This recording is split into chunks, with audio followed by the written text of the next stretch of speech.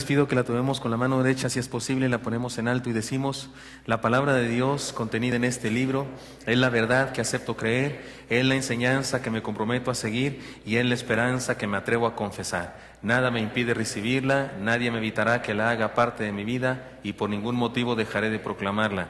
Estoy aquí para leerla, oírla y vivirla diariamente. Amén. Señor Santo, gracias por tu palabra preciosa. Señor, bendícenos, usa cada expresión, Señor, cada historia de esta palabra tuya para bendecir nuestra vida. Te lo pedimos en Cristo Jesús. Amén. Génesis capítulo 26, hermanos, ahí vamos ustedes y yo, y estamos iniciando una nueva serie de estudios bíblicos en nuestra iglesia porque estamos en el mes de discipulado saludable. Y queda muy bien con este pasaje de Génesis 26. Mis lectores pueden pasar al frente, por favor. ¿Sí están los dos? Sí, por favor, Génesis 26. Y todos abrimos nuestra Biblia, hermanos, en Génesis capítulo 26. Sigue siendo parte de la historia de los patriarcas. Ahora estamos con la siguiente generación, la segunda generación después de Abraham, su hijo. Génesis capítulo 26. Dice así la palabra del Señor. Estos dos jóvenes leerán un versículo cada uno hasta el final. Dice la palabra de Dios. Después hubo hambre en la tierra, además de la primera hambre que hubo en los días de Abraham, y se fue Isaac a Abimelec, rey de los filisteos, en Gerar. Y se le apareció Jehová y le dijo: no desciendas a Egipto, habita en la tierra que yo te diré. Habita como forastero en esta tierra, y estaré contigo y te bendeciré, porque a ti y a tu descendencia daré todas estas tierras, y confirmaré el juramento que hice a Abraham tu padre. Multiplicaré tu descendencia como las estrellas del cielo, y daré a tu descendencia todas estas tierras, y todas las naciones de la tierra serán benditas en tu simiente. Por cuanto oyó Abraham mi voz, y guardó mi precepto, mis mandamientos, mis estatutos y mis leyes. Habitó, pues, Isaac en Gerar. Y los hombres de aquel lugar le preguntaron acerca de su mujer, y él respondió: es mi hermana, porque tuvo miedo de decir: es mi mujer, pensando que tal vez los hombres del lugar lo matarían por causa de Rebeca, pues ella era de hermoso aspecto. Sucedió que después que él estuvo allí muchos días, Abimelec, rey de los filisteos, mirando por una ventana, vio a Isaac que acariciaba a Rebeca su mujer. Y llamó a Abimelec a Isaac y dijo: he aquí, ella es de cierto tu mujer. ¿Cómo pues dijiste: es mi hermana? E Isaac le respondió: porque dije: quizá moriré por causa de ella. Y Abimelec dijo: ¿Por qué nos has hecho esto? Por poco hubiera dormido alguno del pueblo con tu mujer, y hubieras traído sobre nosotros el pecado. Entonces Abimelec mandó a todo el pueblo diciendo: el que tocare a este hombre o a su mujer, de cierto morirá. Y sembró Isaac en aquella tierra, y cosechó aquel año 100 por 1, y le bendijo Jehová. El varón se enriqueció y fue prosperado, y se engrandeció hasta hacerse muy poderoso. Y tuvo hato de ovejas, y hato de vacas, y mucha labranza, y los filisteos le tuvieron envidia. Y todos los pozos que habían abierto los criados de Abraham su padre en sus días, los filisteos los habían cegado y llenado de tierra. Entonces dijo Abimelec a Isaac: apártate de nosotros, porque mucho más poderoso que nosotros te has hecho. E Isaac se fue de allí y acampó en el valle de Gerar y habitó allí. Y volvió a abrir Isaac los pozos de agua que habían abierto en los días de Abraham su padre, y que los filisteos habían cegado después de la muerte de Abraham, y los llamó por los nombres que su padre los había llamado. Pero cuando los siervos de Isaac cavaron en el valle y hallaron allí un pozo de aguas vivas, los pastores de Gerar riñeron con los pastores de Isaac, diciendo: el agua es nuestra. Por eso llamó el nombre del pozo Esek, porque habían altercado con él. Y abrieron otro pozo, y también riñeron sobre él, y llamó su nombre Sitná. Y se apartó de allí y abrió otro pozo, y no riñeron sobre él, y llamó su nombre Rehobot, y dijo: porque ahora Jehová nos ha prosperado, y fructificaremos en la tierra. Y de allí subió a Berseba. Y se le apareció Jehová aquella noche y le dijo: yo soy el Dios de Abraham tu padre, no temas, porque yo estoy contigo, y te bendeciré y te multiplicaré tu descendencia por amor de Abraham mi siervo. Y edificó allí un altar e invocó el nombre de Jehová, y plantó allí su tienda, y abrieron allí los siervos de Isaac un pozo. Y Abimelec vino a él desde Gerar, y a Husat, amigo suyo, y Ficol, el capitán de su ejército.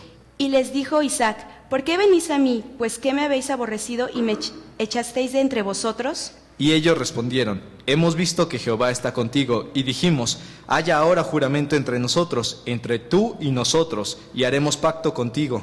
que no nos hagas mal, como nosotros no te hemos tocado, y como solamente te hemos hecho bien y te enviamos en paz, tú eres ahora bendito de Jehová.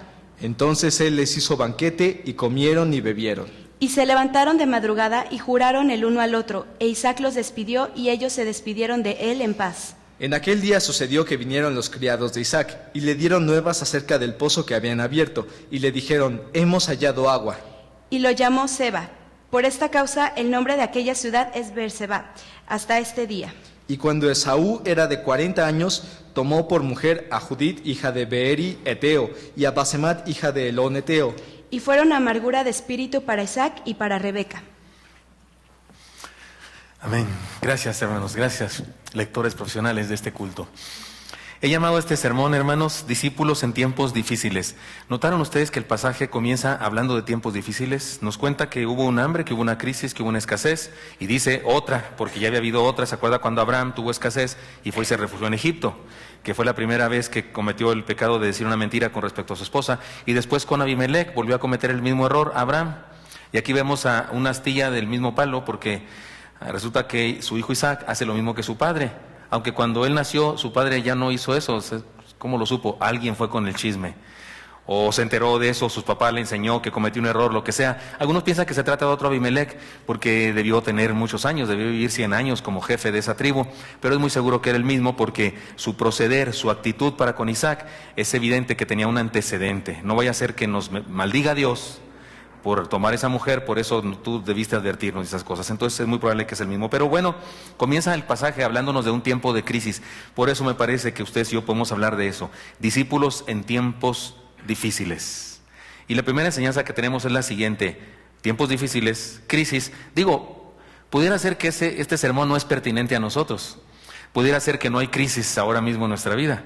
En tal caso, pues nomás agarremos el mensaje para compartírselo a alguien cuando esté en crisis. ¿Sí me explico? Pero si sí tenemos tiempos difíciles ahora, si usted y yo estamos viendo tiempos difíciles, tiempos de crisis, pues es pertinente para nosotros. Y primera enseñanza, es tiempo de renovar el pacto con Dios. Tiempos difíciles, es un buen tiempo, un tiempo difícil es un buen tiempo para renovar el pacto con Dios. Miren, las crisis no se pueden evitar, disculpen que lo anuncie así, no es que me dé gusto, pero las crisis no se pueden evitar, son parte de la vida.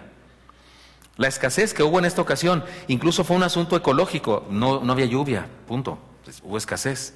En todas partes del mundo hay así, hay una especie de ciclos en todas partes del mundo, en todas las tierras, África, Asia, donde usted quiera, hay tiempos de crisis.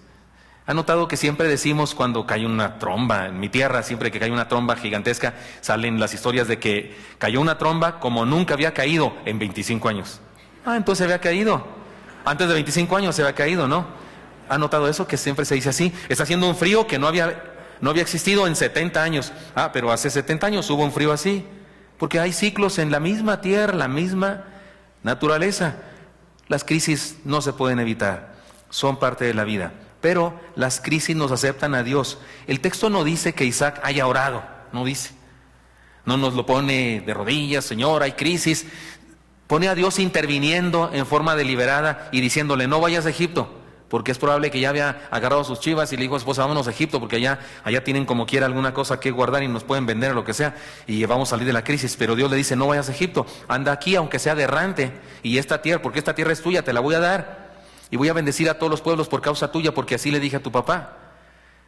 No estamos seguros, a lo mejor sí oró. No dice el texto, pero a lo mejor sí se puso a orar y Dios le responde.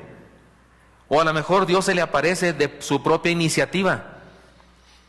No tenemos que decidir cómo fue, porque con usted y conmigo Dios ha actuado de las dos maneras.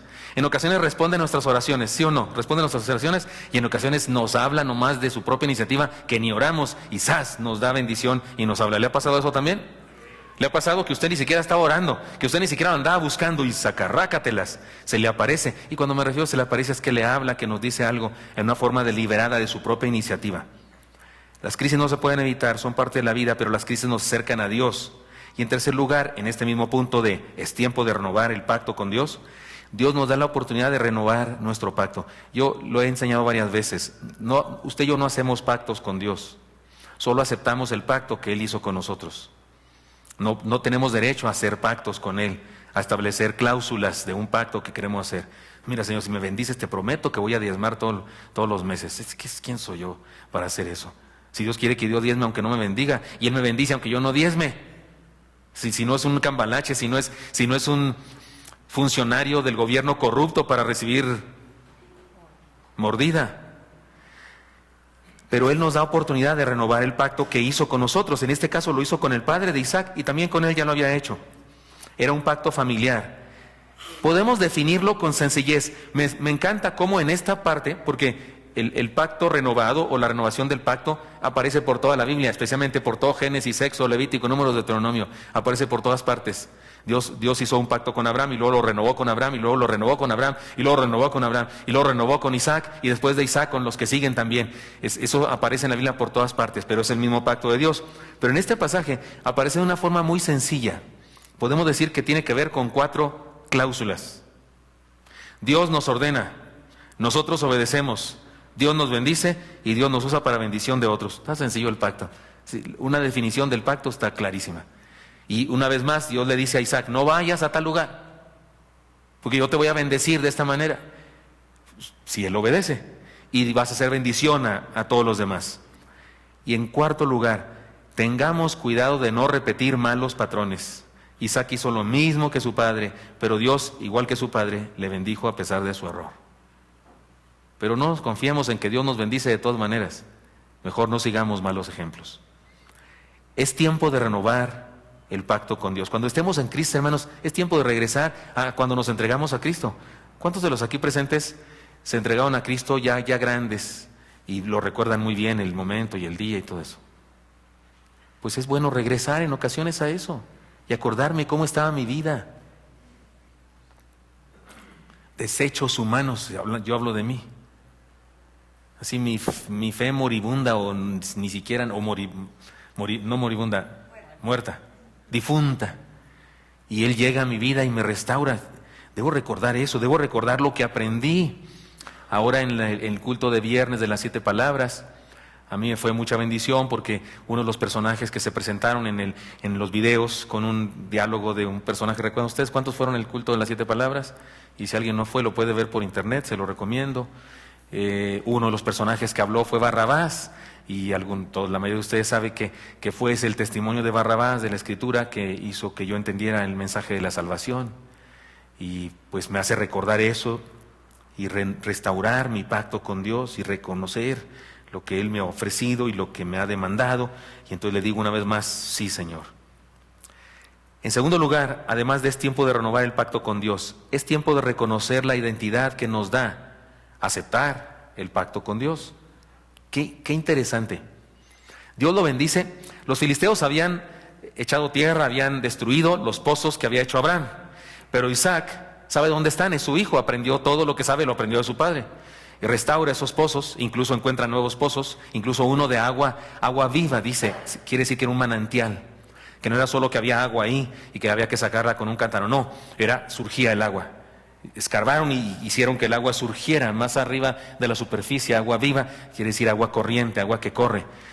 Pero, ¿qué hicieron los filisteos? Riñeron contra él, por eso le puso contención a ese pozo. Y abrió otro y riñeron contra él, y por eso le puso a ese pozo otra palabra parecida contención, algo así como enemistad o algo así. Y luego hizo otro pozo y con ese no riñeron, y a ese le puso por nombre espacio abierto, bendición de Dios, amplitud de parte de Dios. Pero hay una cosa interesante.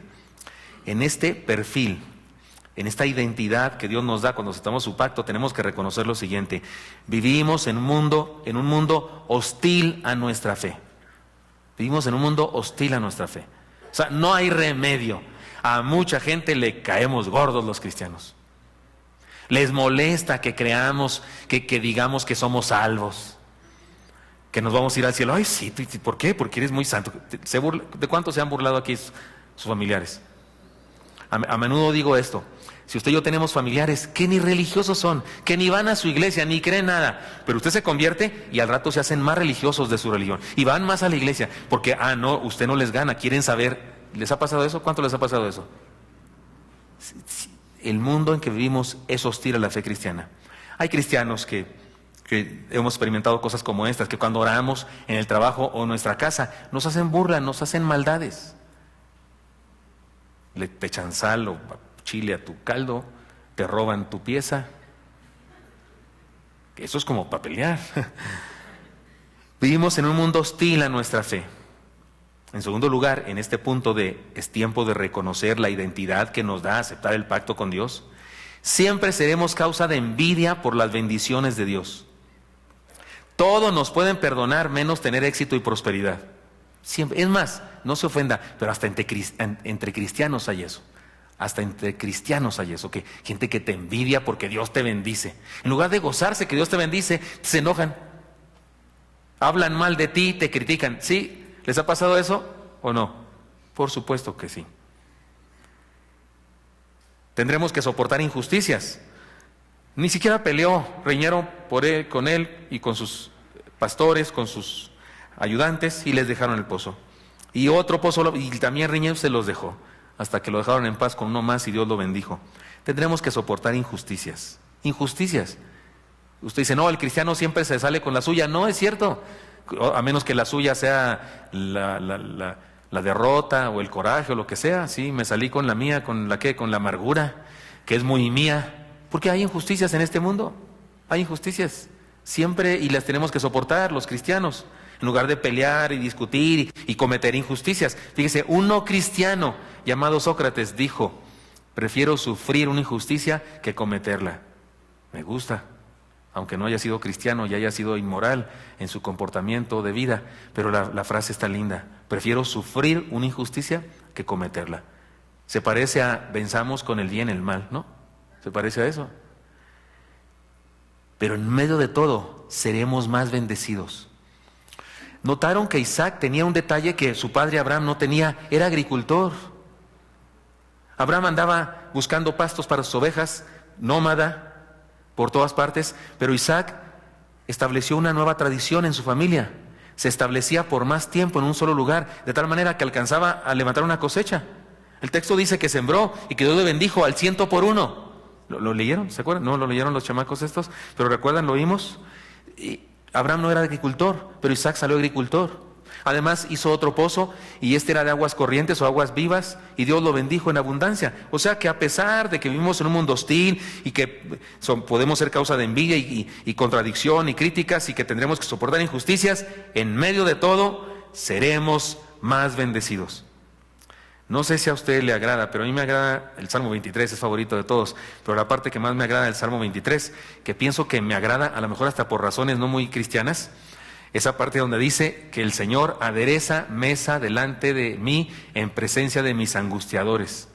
La traducción práctica es la siguiente, que cuando mis angustiadores, los que les caigo gordo, los que me critican, los que me persiguen, están cerquita, Dios me bendice y me pone un buffet enorme con comida bien rica para que yo pueda atascarme y voltearlos a ver y decirles ¿qué hubo?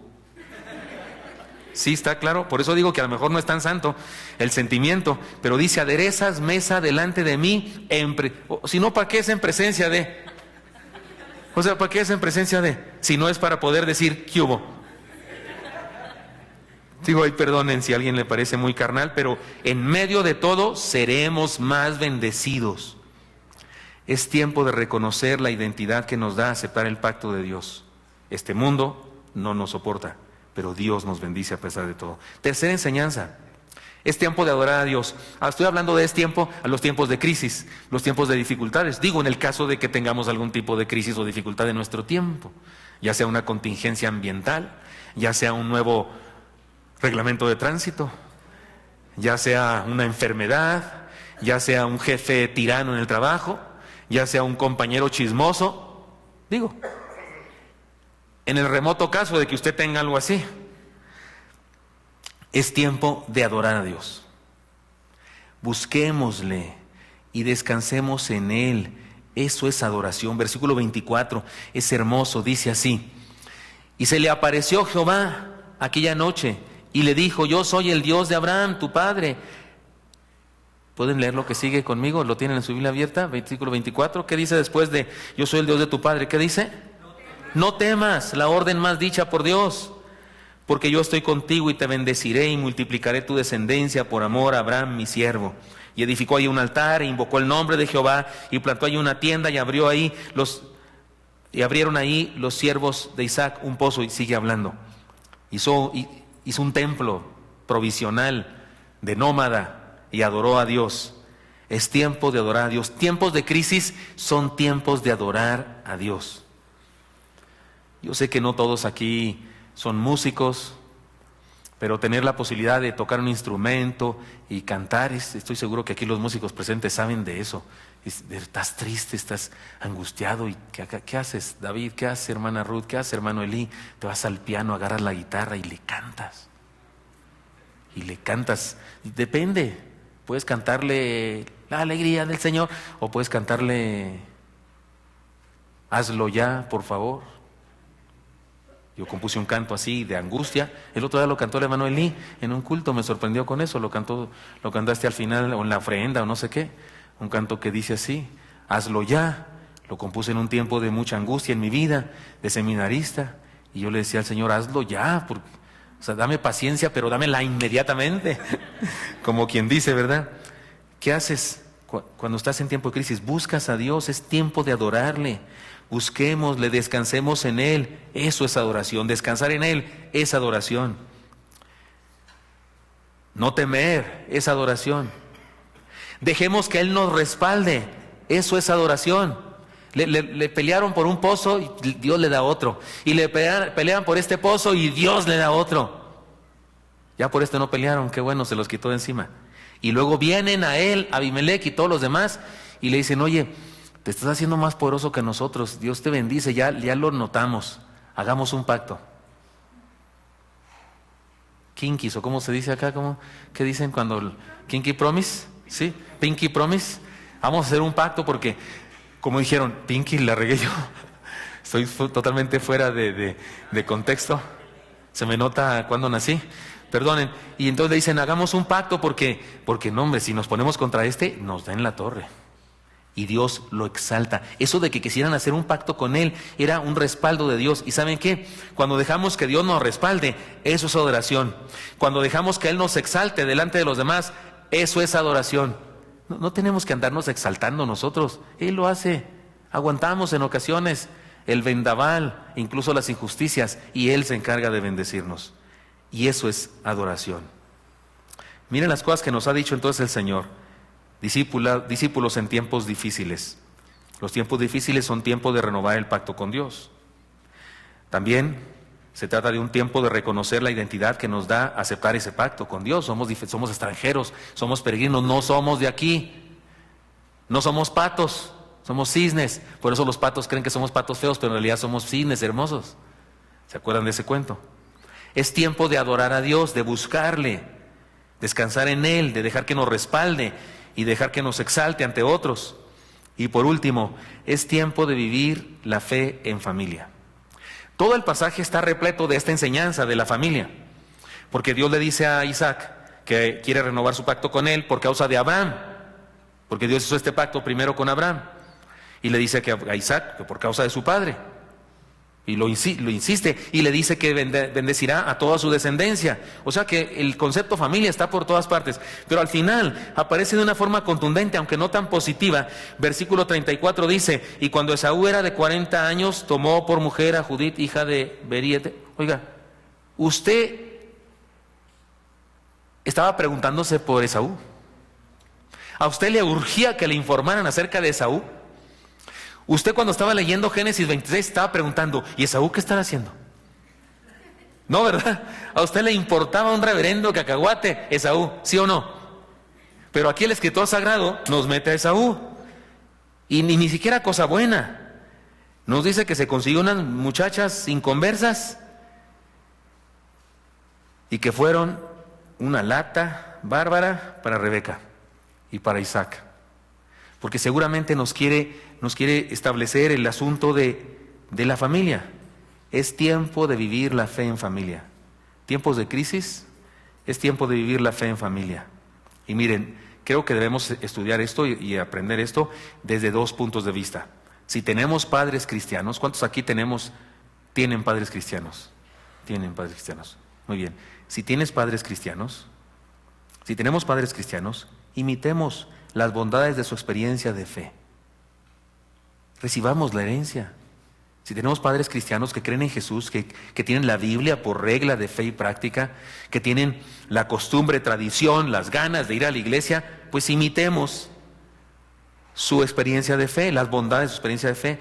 No imitemos los errores, aquello de que es mi hermana, ¿se acuerdan? No imitemos los errores. Es más, déjenme decirlo de una tercera manera, superemos su experiencia de fe. Si alguno de los aquí presentes que dice que tiene padres cristianos, dice, bueno, pues son cristianos, pero bueno, así como que, supéralos, no te quejes, supéralos, sé mejor cristiano, en lugar de quejarte. Si somos padres cristianos, si somos cristianos, aunque la generación anterior a nosotros no lo fue, entonces demos un ejemplo de fe digno de ser imitado. Isaac sí tenía un ejemplo de fe extraordinaria, su padre Abraham. Y por eso Dios le dice insistentemente que lo bendice y que renueva su pacto con él por causa de su padre. Sí hay herencia espiritual, por supuesto, pero demos ejemplo nosotros ahora de fe digno de ser imitado. Dejemos una herencia de fe profunda y fiel a nuestros descendientes y desafiemos a nuestros descendientes a perpetuar la fe. Es como el paso de estafeta, ¿no? No hay cosa más grande que debemos ser nosotros, ustedes y yo, después de vivir una vida de fe, que pasar la estafeta a nuestros descendientes. Desafiémoslos, hagamos todo lo posible porque se conviertan y porque vivan la fe. Muy bien, 4 enseñanzas, discípulos en tiempos difíciles. Número 1, ¿la dicen conmigo? Es tiempo de renovar el pacto con Dios. Recuerdan, las crisis son inevitables, las crisis nos acercan a Dios, Dios nos da oportunidad de renovar el pacto, que consiste en Dios ordena, obedecemos, nos bendice y somos bendición a otros. En segundo lugar, léanlo conmigo, es tiempo de reconocer la identidad que nos da aceptar el pacto con Dios. Vivimos en un mundo hostil a la fe cristiana. Siempre seremos causa de envidia, de detracciones, de cosas así. Tendremos que soportar cosas difíciles, pero en medio de todo Dios nos bendice y adereza mesa delante de nosotros para que podamos decirles a los demás ¿qué hubo? Eso ya se lo añadí yo, no dice el Salmo 23, pero yo digo. Número 3, ¿lo leen conmigo? Es tiempo de adorar a Dios. Tiempos de crisis nos dan oportunidad para buscarle y descansar en Él. Eso es adoración. Dejar que nos respalde, eso es adoración. Dejar que nos exalte ante los demás, eso es adoración. Y por último, léanlo conmigo, es tiempo de vivir en familia. Vivir la fe en familia. Si somos los padres, si tuvimos padres cristianos, imitémosle en lo correcto. Si somos padres cristianos, dejemos una herencia a seguir. Y por último, entonces, los tiempos difíciles son tiempos para vivir nuestro discipulado a plenitud. Los tiempos difíciles son tiempos para vivir nuestro discipulado a plenitud. Si no hubiese sido por los problemas de las injusticias de los europeos contra los nativos acá en América, especialmente en México, si no hubiese sido por la crisis de la injusticia, don Miguel Hidalgo y Costilla hubiese sido un párroco más olvidado, pero es un héroe, porque una crisis le hizo manifestarse. Si no hubiese sido por los problemas de la tenencia de la tierra en cierta época en nuestro país, no recordaríamos a un indígena mexicano, Emiliano Zapata, que ahora es famoso entre nosotros. Si no hubiese sido por las injusticias de discriminación contra los de raza negra en Estados Unidos, un pastor bautista llamado Martin Luther King, nadie lo hubiera conocido. Pero es famoso, se celebra el día de su nacimiento y el día de su muerte. Hay una universidad que lleva su nombre, porque la crisis de aquella época le hizo manifestarse. Las crisis hacen que los que tienen fe, los que confían en Dios, se manifiesten especialmente. Así es que si vivimos en un mundo en crisis, dejemos de quejarnos, por favor, y manifestémonos como discípulos del Señor. Por eso he llamado a este sermón discípulos en tiempos difíciles. Y cuando digo que en caso de que hubiera crisis en nuestro tiempo, y todos saben que estoy hablando con ironía. Por supuesto que que tenemos crisis. Por supuesto que nuestro país está en crisis desde hace rato. ¿No es cierto, hermanos? Desde hace rato. Yo ya había nacido cuando se empezaban a descubrir pozos petroleros en nuestro país. Yo ya había nacido y se hablaba de maravillas que habríamos de tener como país. Se hablaba del cuerno de la fortuna. ¿Se acuerdan los de mi edad y mayores de eso? Yo era niño. Pues el cuerno se fue al cuerno porque... ¿Es grosería eso? ¿No? Ah, bueno. Porque resulta que es un problema el petróleo para nosotros y estamos en problemas porque algunos se han quedado con la fortuna y nos han dejado con el cuerno a los demás. Vivimos tiempos difíciles. Entonces es necesario que los discípulos del Señor nos manifestemos. Y aquí hay 4 cosas que hacer en tiempos difíciles. Espero que para usted y para mí sean útiles estas cosas y que podamos vivir el discipulado que Dios quiere que vivamos y que nos manifestemos en este mundo en que vivimos y que seamos más parte de la solución que parte del problema y que en vez de ser de los quejumbrosos y de los criticones y de los amargositos que maldicen la vida y el gobierno, aunque se lo merezca, el gobierno no la vida, que seamos de los que aportamos con esperanza, recibiendo la orden, no temas, viviéndola y compartiéndola con otros. No temas, confía en Dios y compartamos con otros esperanza. Señor Santo, te doy gracias porque nos das permiso de meditar en tu palabra, Señor, de encontrar en ella enseñanzas que nos ayuden a vivir en tiempos difíciles como los que estamos viviendo, Señor. Ayúdanos, Dios, a crecer y a manifestarnos en nuestra fe, en esta fe que nos da una identidad distinta a la del mundo, esta fe que nos hace distintos al mundo y por lo tanto, pues criticados, perseguidos. Bendícenos, Dios, por favor. Bendice a todos. Si hay alguien aquí, Señor, que no se siente distinto al mundo ni perseguido, tal vez es porque no te conoce todavía. Tal vez porque es del mundo y necesita experimentarte para salvación y para ser del reino y no del mundo. Pero gracias, Dios, porque nos das la oportunidad siempre de seguirte, de ser tus discípulos, de caminar contigo. Bendice a tu pueblo, bendícenos a cada uno. Haz milagros en nuestra vida, Señor. Y en medio de toda dificultad, permítanos exaltar tu nombre, buscarte, adorarte, reconocerte, Señor, aún en medio de otros. Manifestar que te seguimos, que creemos en ti, que proclamamos tu verdad. A cualquier costo, Señor, que hagamos eso. Y por supuesto, deseamos, Señor, ser bendecidos por ti. Deseamos ser cuidados por ti, exaltados por ti, protegidos por ti, para hacer bendición a otros. Usa nuestras vidas para hacer bendición a otros. Ahí en su lugar, hermano, cada quien de nosotros ore al Señor y digamos lo que sienta nuestro corazón. Tal vez queremos decirle que estamos viviendo una prueba, una dificultad, una injusticia, y tal vez queremos pedirle que nos bendiga, que nos permita superar esa situación, que nos dé victoria, que nos ayude. Hablemos con Él y cada uno de nosotros pongamos nuestra vida en sus manos. Señor, bendice a tu pueblo, por favor. Te lo pido en Cristo Jesús. Amén.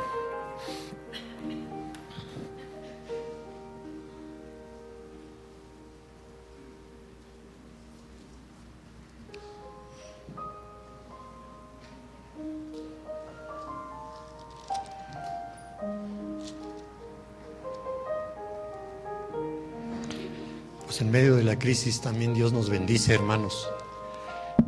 Dios sobreabunda en nuestros hogares, nuestras vidas, nuestros trabajos.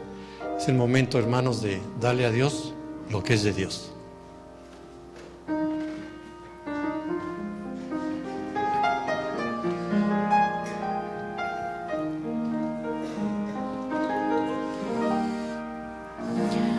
Puedo sentir su mano tierna y suave que con amor me guía donde voy. No temo más, pues Cristo va conmigo y segura en sus brazos voy.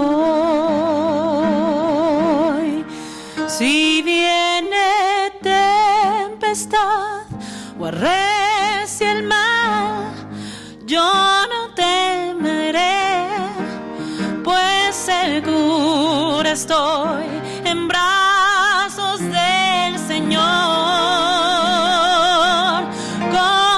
Conmigo va y nada me preocupa, pues segura en sus brazos voy.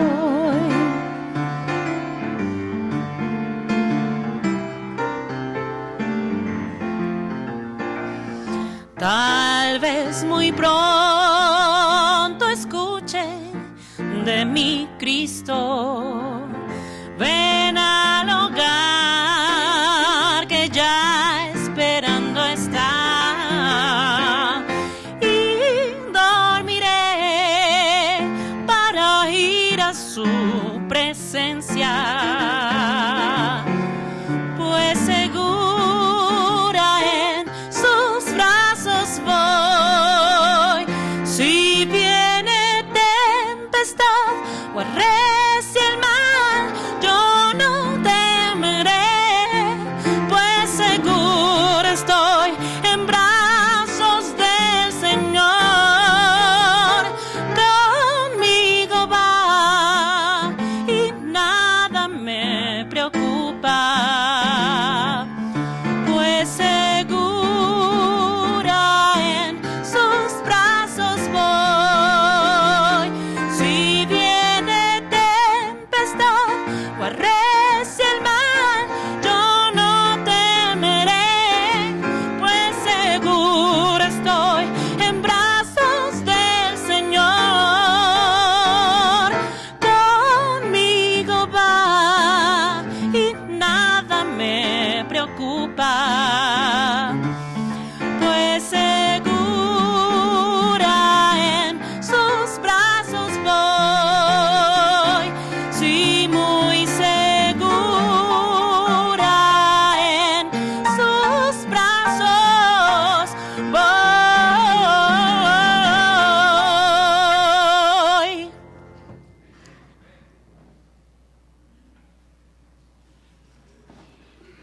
Gracias, Padre.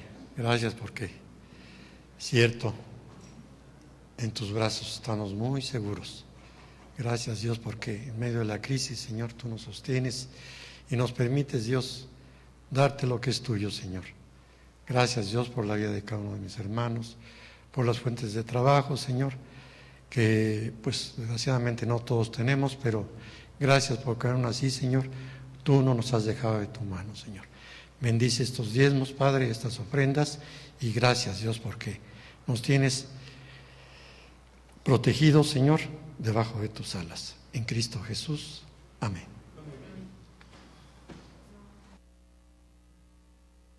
Amén. No tenemos anuncios ahora en la pantalla, hermanos, pero recuerden que regresamos con las Mujeres Oreb, sí, el próximo martes. Las Mujeres Oreb continúan, ahora un nuevo curso que se llama Mi Plenitud en Dios. Este martes es el cierre del pasado curso, pero vengan al cierre, las que no han recibido todavía